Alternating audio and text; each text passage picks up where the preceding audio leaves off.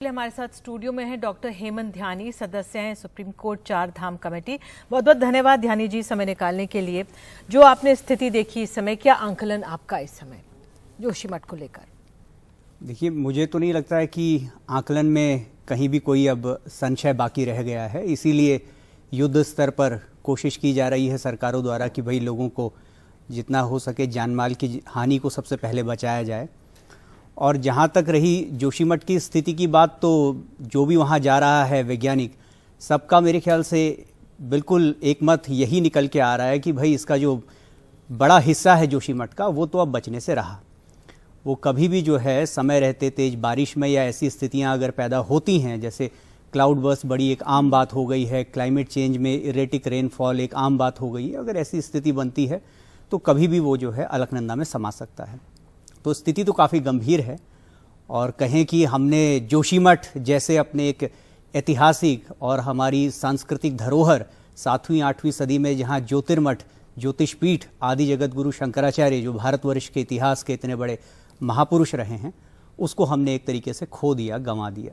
क्या कर सकते हैं अब आगे? किस तरह से आप देख रहे हैं कि क्या हम करना चाहिए?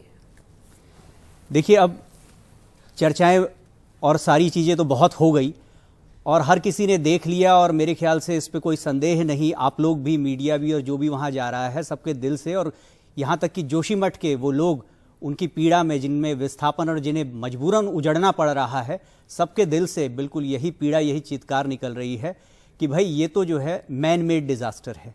ये हमने खुद विकास की अंधी होड़ में, दौड़ में, ये हमने खुद ही खड़ा किया। तो अब इस विकास की होड़ में, तथाकथित विकास की इस दौड़ में, हमने इस ऐतिहासिक और इस जिसको कहें विरासत नगरी को, ज्योतिर्मठ को अपने हम गंवाने जा रहे हैं, उसकी कुर्बानी हो रही है। तो अब सरकारें अगर हैं तो हम सब मिलकर अब ये देखें कि भविष्य के लिए एक पश्चाताप के तौर से हम ये करें कि हमारे पूरे हिमालय में, जो देवात्मा हिमालय जिसे हम कहते हैं, कम से कम वहाँ हम सही रूप से उसकी संस्कृति और उसके पर्यावरण के अनुकूल विकास की नीतियों को, विकास को हमें उसकी संस्कृति और उसके पर्यावरण के अनुकूल ढालना होगा। सारी विकास की नीतियों को यही काम हो सकता है। और ये पहल 2010-2012 में सरकार द्वारा हुई थी भागीरथी घाटी में, जहां पर ऐसे ही एनटीपीसी के प्रोजेक्ट बन रहे थे बड़े बड़े, और उन प्रोजेक्टों को, जिसमें लोहारीनाग पाला, पाला मनेरी और 2 और प्रोजेक्ट थे, सब रद्द करके और उस पूरी घाटी को इको सेंसिटिव जोन, उस पूरे जलग्रहण क्षेत्र को घोषित किया गया। ऐसी ही पहल अब सारे हिमालय में आवश्यकता आन पड़ी है।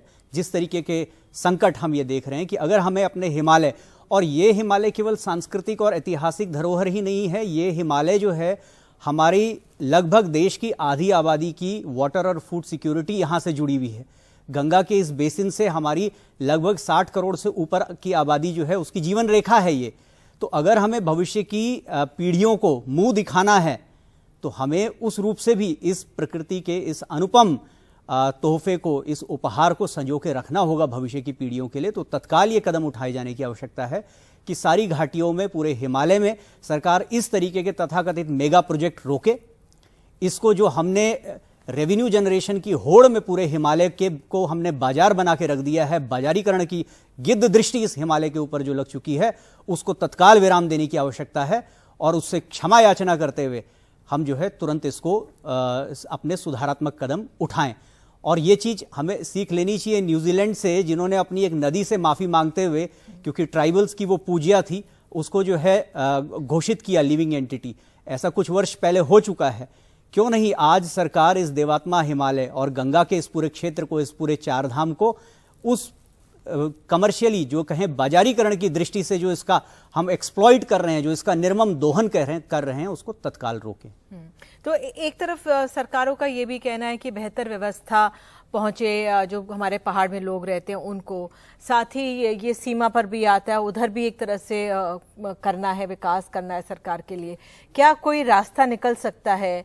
क्या आपको लगता है शोध कर उस पर विचार कर ही आगे प्रोजेक्ट्स बढ़ाने चाहिए?